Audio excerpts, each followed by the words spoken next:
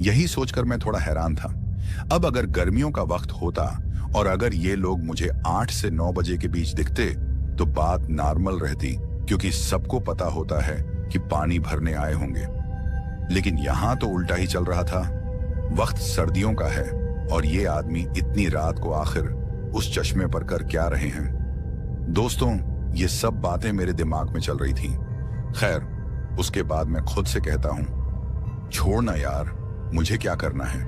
मुझे तो अपनी प्यास बुझानी है और यहां से निकल जाना है। मेरे लिए ये पूरी रात यहां क्यों ना रहे, मुझे इससे क्या।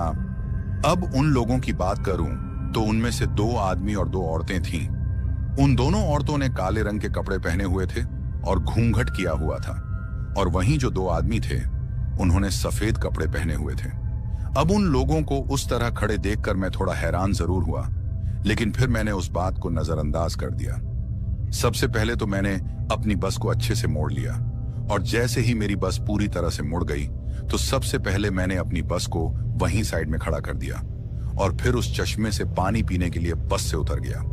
अब जब मैं बस से नीचे उतरा तो मैं वहां से सीधा पानी के चश्मे की तरफ बढ़ जाता हूं। दोस्तों, जैसे जैसे मैं उस चश्मे की तरफ बढ़ रहा था, मेरे जिस्म के जो बाल थे वो खड़े होने लग जाते हैं। ठीक उसी तरह से जैसे किसी को जब ज्यादा ठंड का एहसास होता है तो उसके जिस्म के बाल खड़े हो जाते हैं, ठीक उसी तरह से मेरे साथ भी ऐसा हो रहा था। लेकिन फिर मैं सोचता हूं कि हो सकता है ये सब ठंड के कारण ही हो। खैर, उसके बाद जब मैं चश्मे के काफी करीब पहुंचता हूं तो मुझे काफी गंदी बदबू आने लगती है। अब जब मुझे वो बदबू आती है तो मैं सोचता हूं कि काफी अजीब लोग हैं, इतनी बदबू में भी कैसे खड़े बैठे हैं। इन पर तो इस बदबू का जैसे कोई असर ही नहीं हो रहा। दोस्तों, एक और बात थी जिसको देखकर मुझे काफी अजीब लगता है, और उससे मुझे उन लोगों पर थोड़ा बहुत शक होने लगता है। अब जो शक मुझे उन पर हो रहा था वो 2 किस्म का था।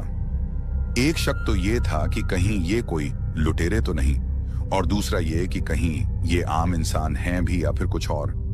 मतलब कि मुझे थोड़ा अजीब लग रहा था। अब ऐसा मुझे इसलिए लग रहा था क्योंकि वो जो 2 औरतें और 2 आदमी थे वो एकदम चुपचाप खड़े थे, और उनके हाथ में मुझे उस वक्त कोई भी बर्तन नजर नहीं आ रहा था जिससे ये पता चल सके कि वो पानी के लिए आए हैं। और अब जब मैं उनके काफी करीब पहुंचता हूं तो वो सभी मुझे काफी अजीबोगरीब तरीके से घूरे जा रहे थे।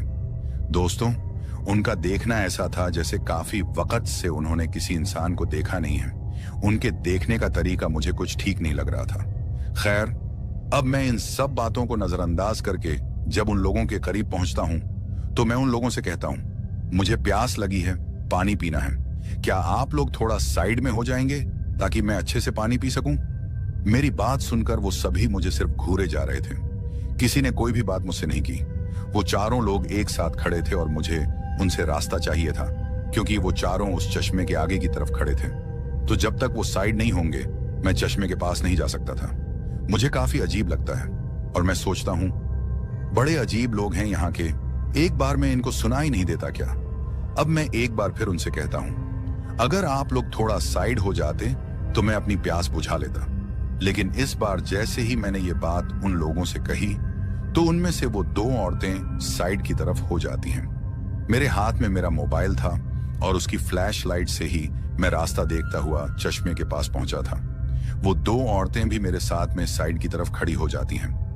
खैर, अब मैं उन औरतों की तरफ न देखकर उस चश्मे से पानी पीने लग जाता हूं। अब जैसे ही मैं पानी पीता हूं कि तभी पानी पीते पीते मेरी नजर उन औरतों के पैरों की तरफ पड़ती है, और जैसे ही मेरी नजर उन 2 औरतों के पैरों पर पड़ती है तो मेरी हालत खराब हो जाती है और मैं थर थर कांपने लग जाता हूं। उन औरतों के पैरों को देखकर मेरी प्यास अब पूरी तरह से मर चुकी थी और मेरी जो टांगें थीं वो भी डर के मारे कांपने लगी थीं। दोस्तों, पानी पीते पीते जैसे ही मेरी नजर उन औरतों के पैरों पर पड़ती है तो मैं देखता हूं कि उन दोनों औरतों के जो पैर थे वो उल्टे थे। मतलब कि उनका पूरा शरीर आगे की तरफ नजर आ रहा था, लेकिन उनके जो पैर थे वो पीछे की तरफ मुड़े हुए दिखाई दे रहे थे। मैंने बचपन में लोगों से और काफी किस्से कहानियों में सुना था कि जो चुड़ैलें होती हैं उनके पैर उल्टे होते हैं। वो अपने रूप को तो बदल सकती हैं लेकिन अपने पैरों को छुपा नहीं सकती। अब जब वो मंजर मैं अपनी आंखों से देखता हूं तो मेरी हालत खराब हो जाती है। मैं जानबूझकर उस चश्मे का पानी लगातार पीने का नाटक कर रहा था। मैं बस अंदर ही अंदर यही सोच रहा था कि आज तो मैं जिंदा बचकर यहां से नहीं जा सकता। मेरे दिमाग ने काम करना बंद कर दिया था। मुझे अपनी जान बचाने का कोई भी तरीका नजर नहीं आ रहा था। मैं बस यही सोच रहा था कि अब कुछ ही देर में ये लोग मुझे नोच नोच कर खा जाएंगे। लेकिन फिर मैं सोचता हूं कि हो सकता है इन्हें इस बात का पता न चले कि मैं इनकी असलियत जान गया हूं। तो मैं एक काम करता हूं, चुपचाप करके सीधा अपनी बस की तरफ चला जाता हूं और इन्हें ऐसा दिखाता हूं जैसे मुझे इनके बारे में कुछ भी पता ही न चला हो। मैं बस उनको जताना चाहता था कि सब कुछ नॉर्मल है। मेरा पूरा चेहरा डर के मारे पसीने से भर चुका था। इसके लिए मैंने उस चश्मे का पानी अपने चेहरे पर मार लिया ताकि उन लोगों को मेरे डर के बारे में पता न चले। मैं काफी कोशिश कर रहा था इस बात को छुपाने की, ताकि उन्हें ऐसा लगे कि सब कुछ नॉर्मल है और मुझे उनकी असलियत का कोई पता नहीं है। अब जैसे ही मैंने पानी पिया और पानी से चेहरे को धोया, उसके बाद मैं उन लोगों से कहता हूं कि मेरी प्यास बुझ गई, अब आप लोग भी पानी पी सकते हो। ये बात कहकर मैं वहां से अपनी बस की तरफ आने लग जाता हूं। मैंने आते वक्त ये बात इसलिए उनसे कही ताकि उन्हें मुझ पर शक न हो। अब जैसे जैसे मैं अपनी बस की तरफ चल रहा था, मुझे ऐसा लग रहा था जैसे अभी पीछे से कोई मेरे ऊपर झपट जाएगा और फिर मुझे मारकर खा जाएगा। दोस्तों, लेकिन यहाँ ऐसा कुछ नहीं होता। मैं सही सलामत बस तक पहुंच जाता हूं और मैं अंदर से थोड़ी राहत लेता हूं कि चलो यहां तक तो सही से पहुंच पाया। हो सकता है उन्हें मुझ पर शक न हुआ हो। उसके बाद मैं ज्यादा न सोचकर सीधे अपनी बस की खिड़की को खोलता हूं और बस में चढ़ जाता हूं। दोस्तों, अब जैसे ही मैं अपनी बस की खिड़की को खोलकर बस में चढ़ जाता हूं तो मैं खुद से कहता हूं कि रघुवीर, अब जितनी जल्दी हो सके यहां से भाग। उसके बाद मैं अपनी बस को स्टार्ट करता हूं, लेकिन मेरी बस स्टार्ट ही नहीं होती। 2 से 3 बार कोशिश करने पर भी जब मेरी बस स्टार्ट नहीं होती तो मैं काफी ज्यादा डर जाता हूं, क्योंकि काफी देर तक वहां रहना मेरे लिए ठीक नहीं था। अब कुछ ही देर में मुझे बस के अंदर बदबू आने लग जाती है। अब जब ऐसा होता है तो मुझे काफी अजीब लगता है, क्योंकि इस तरीके की बदबू मुझे उस चश्मे के पास जाते समय आ रही थी। अब थोड़ी देर बाद मुझे किसी के हंसने की आवाज सुनाई देती है और ये हंसने की आवाज थोड़ी धीमी किस्म की होती है। ऐसा लग रहा था जैसे 2 औरतें साथ में हंस रही हों और ये आवाज मुझे अपने साइड की तरफ से आ रही थी। अब जब मुझे ऐसा महसूस होता है तो मैं अपनी नजरों को एकदम अपने साइड की तरफ करता हूं, और जब मैं अपनी नजरों को साइड की तरफ करता हूं तो फिर जो मैं देखता हूं उसे देखकर मेरी आंखें फटी की फटी रह जाती हैं। मेरी हालत खराब हो जाती है और मेरी रूह कांप जाती है। दोस्तों, अब आप ये सोच रहे होंगे कि ऐसा मैंने क्या देखा जिसको देखकर मेरी ऐसी हालत हो गई थी। तो आपको बताता चलूं कि जैसे ही मैंने अपनी नजरों को साइड की तरफ किया तो मैं देखता हूं कि मेरे साइड में कोई और नहीं बल्कि वही 2 औरतें बैठी हुई मुझे दिखती हैं, जो अभी कुछ देर पहले मैंने उस चश्मे के पास देखी थी। और अब वो दोनों औरतें काफी तेज हंसने लग जाती हैं। मेरी हालत खस्ता हो चुकी थी। मैं काफी हैरान था ये सोचकर कि आखिर ये औरतें मेरी बस में आईं तो आईं कहां से।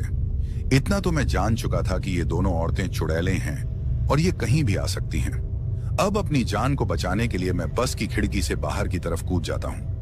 अब जैसे ही मैं बस से बाहर की तरफ कूदता हूं तो मैं पैदल ही उस सड़क में आगे की तरफ भागने लग जाता हूं और फिर काफी जोर जोर से चीखता हूं, आवाजें लगाता हूं कि बचाओ बचाओ, मुझे इन चुड़ैलों से बचाओ। लेकिन मेरी आवाज सुनने वाला उस सुनसान सड़क पर कोई भी मुझे दूर दूर तक दिखाई नहीं दे रहा था।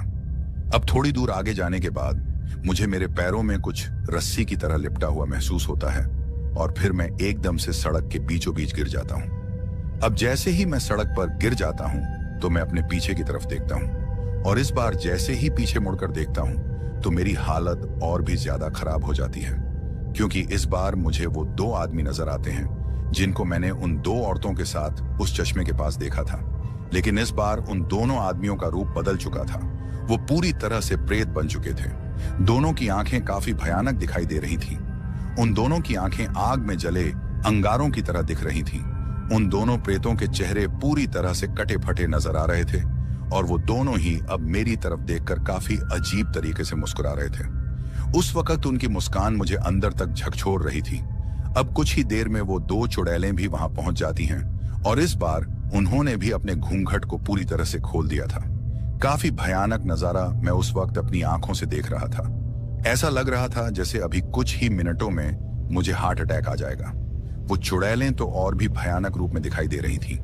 उन चुड़ैलों के चेहरे की चमड़ी पूरी तरह से निकली हुई दिखाई दे रही थी। उनका पूरा शरीर बिना चमड़ी का नजर आ रहा था। ऐसा लग रहा था जैसे किसी ने उनके शरीर की खाल निकाल दी हो। उनके लंबे लंबे दांत और नाखून काफी भयानक नजर आ रहे थे। उनके बाल काफी लंबे और सफेद दिखाई दे रहे थे। हवा में लहराते उनके बाल उन्हें और भी खौफनाक बना रहे थे। उनकी आंखें पूरी तरह से सफेद नजर आ रही थीं, बिना किसी पुतलियों के। उन चुड़ैलों का चेहरा देखने की हिम्मत मुझ में नहीं थी। बस इतना जान लो कि कोई आम आदमी अगर उस चेहरे को देख ले तो उसी वक्त दम तोड़ दे। मेरी हालत भी अब उस वक्त वैसी ही थी। मैं अपनी जिंदगी के लिए उन प्रेतों और उन चुड़ैलों से भीख मांग रहा था कि मुझे छोड़ दो, लेकिन मेरी भीख का उन प्रेतों पर कोई भी असर होता मुझे दिखाई नहीं दे रहा था। मैं अपनी जिंदगी को बचाने के लिए काफी ज्यादा चीख रहा था, चिल्ला रहा था, लेकिन उस वक्त मेरी आवाजों को सुनने वाला कोई भी नहीं था। अब कुछ ही देर में उनमें से एक प्रेत मेरी एक टांग को पकड़ लेता है और फिर मुझे घसीटता हुआ उस चश्मे वाली तरफ ले जाने लगता है। बाकी के प्रेत और चुड़ैलें काफी भयानक तरीके से हंस रहे थे। मैं काफी जोरों से चिल्ला रहा था और मैं बस भगवान से दुआ भी कर रहा था कि हे भगवान, अगर तुम हो तो मुझे बचा लो। काफी गुजारिशें करने के बाद भी जब मुझे अपने बचने की उम्मीद नजर नहीं आती तो फिर मैं लगभग हिम्मत हार देता हूं। लेकिन तभी कुछ ऐसा होता है जिसकी मैंने कल्पना भी नहीं की थी। दोस्तों, आप भी इस सोच में होंगे कि ऐसा क्या हो गया अब जिसकी कल्पना मैंने नहीं की थी। तो आपको बताता चलूं कि होता ऐसा है कि वो प्रेत जिसने मेरी टांग को पकड़ा हुआ था और जो मुझे घसीटता हुआ ले जा रहा था, वो सबसे पहले तो मेरी टांग को छोड़ देता है और फिर वो पीछे की तरफ भागने लग जाता है। अब जब ऐसा होता है तो मुझे पीछे से आवाज आती है, बेटा खड़े हो जाओ और जल्दी से मेरे पीछे आ जाओ। अब जब मैं उस आवाज को सुनता हूं तो मैं एकदम से खड़ा हो जाता हूं और जैसे ही पीछे की तरफ देखता हूं तो मुझे हरि काका नजर आते हैं। हाँ, वही हरि काका, मतलब सुरेश के पिताजी। और उस वक्त मुझे हरि काका ही आवाज लगाकर कह रहे थे कि मेरे पीछे आओ बेटा। हरि काका को देखकर मुझे मेरे जीने की एक उम्मीद नजर आती है और मैं ज्यादा समय बर्बाद न करता हुआ सीधे हरि काका के पीछे आ जाता हूँ। हरि काका के पीछे पहुंचते ही वो मुझे एक माला देते हैं और मुझसे कहते हैं कि इस माला को जल्दी से पहन लो। उनकी बात सुनकर मैं वैसे ही करता हूँ। उसके बाद हरि काका कुछ विभूति उन प्रेतों और चुड़ैलों पर छिड़क देते हैं, जिसे पढ़ते ही वो सभी प्रेत और चुड़ैलें वहां से भाग जाते हैं और फिर गायब हो जाते हैं। उसके बाद हरि काका मुझसे कहते हैं कि चलो अब अपनी बस को यहां से आगे की तरफ बढ़ा लो। दोस्तों, मेरी हिम्मत ही नहीं हो रही थी अब उस बस में चढ़ने की। मेरी हालत को देखकर हरि काका मुझसे कहते हैं, तुम फिक्र मत करो, अब वो तुम्हारा कुछ नहीं बिगाड़ सकते। तुमने ये माला जो पहनी है, इस पर मंत्र उच्चारण किया हुआ है, अब वो प्रेत तुम्हारे आसपास भी नहीं आ सकते। अब समय बर्बाद न करते हुए जल्दी से अपनी बस को आगे बढ़ा लो। हरि काका की बात सुनकर मैं पहले तो अपनी बस में चढ़ जाता हूँ। हरि काका भी बस में चढ़ जाते हैं। उसके बाद मैं बस को स्टार्ट करता हूँ और इस बार मेरी पहली ही कोशिश पर बस स्टार्ट हो जाती है। फिर हम अपनी बस को आगे की तरफ बढ़ा लेते हैं। थोड़ा आगे चलने के बाद हरि काका मुझे बस रोकने को कहते हैं और ये वही जगह होती है जहां मैंने बारात को उतारा था। उसके बाद मैं अपनी बस को थोड़ा साइड में लगाता हूँ। उसके बाद हरि काका मुझसे कहते हैं कि चलो अब मेरे घर। वैसे भी इस सड़क पर रात के वक्त सफर करना ठीक नहीं है। अभी तक जो मेरे साथ बीता था वो सब याद करके मैं उन्हें मना नहीं कर पाया और उनके साथ वहां से वापस आकर उनके घर चला जाता हूँ। हरि काका के घर पहुंचने के बाद वो मुझसे कहते हैं कि तुम्हें सुरेश ने कुछ बताया नहीं क्या उस रास्ते के बारे में? तो हरि काका की बात सुनकर मैं उनसे कहता हूं कि उसने बहुत कुछ कहा था, लेकिन लड़ाई के बाद मैं काफी गुस्से में था और मुझे कुछ भी समझ नहीं आ रहा था। मैं यहाँ एक पल भी रुकना नहीं चाहता था, इसलिए मैं यहाँ से चला गया था। सुरेश ने मुझसे इतना कहा था कि इस वक्त वापस जाना ठीक नहीं है, लेकिन उस वक्त मैंने उसकी एक भी नहीं सुनी थी। लेकिन अब मुझे उस बात का काफी पछतावा हो रहा है। मेरी बात सुनकर हरि काका मुझसे कहते हैं कि अब पछताने से क्या फायदा, और वो मुझसे ये भी कहते हैं कि भगवान का शुक्र मानो कि आज तुम बच गए। अगर मैं सही समय पर ना आता तो तुम उन प्रेतों का शिकार हो जाते। वो मुझसे ये भी कहते हैं कि ये तो शुक्र है कि सुरेश मेरे पास दौड़ता हुआ आया और उसने मुझसे कहा कि उस्ताद अकेले ही अपनी बस की तरफ चले गए हैं। मैंने सुरेश को काफी डांटा भी। उसने मुझसे कहा कि उस्ताद गुस्से में थे और उन्होंने मेरी बात नहीं मानी। सुरेश की बात सुनकर मैं बिना वक्त गंवाए तुम्हारे पास पहुंचने की कोशिश करने लगा। मुझे पता था कि तुम बस को मोड़ने के लिए आगे की तरफ गए होंगे और मुझे इस बात का भी पता था कि तुम जरूर उन प्रेतों के हाथ लगोगे। मैंने तुम्हारी चीखों से पता कर लिया था कि तुम मुसीबत में हो। यह तो शुक्र है भगवान का जो तुम्हारी जान बच गई। दोस्तों, उस वक्त मैं भगवान का शुक्र अदा करता हूं, लेकिन सच्चाई यह भी थी कि हरि काका उस वक्त मेरे लिए किसी भगवान से कम नहीं थे। अगर वो ना होते तो शायद आज मैं जिंदा ना होता। उसके बाद मैं वो रात वहीं गुजारता हूं और अगले दिन वहां से जैसे ही मैं अपनी बस की तरफ निकलता हूं तो जो बारात मैंने रात को वहां पहुंचाई थी उसी में से वो आदमी मुझे मिलता है जिसके लड़के की शादी थी। वो मुझसे माफी मांगता है और मुझसे कहता है कि हमसे बहुत बड़ी गलती हो गई है जो आपसे लड़ाई हुई। दरअसल हमारे ही लोगों की गलती थी जो शराब के नशे में आकर आपसे लड़ बैठे।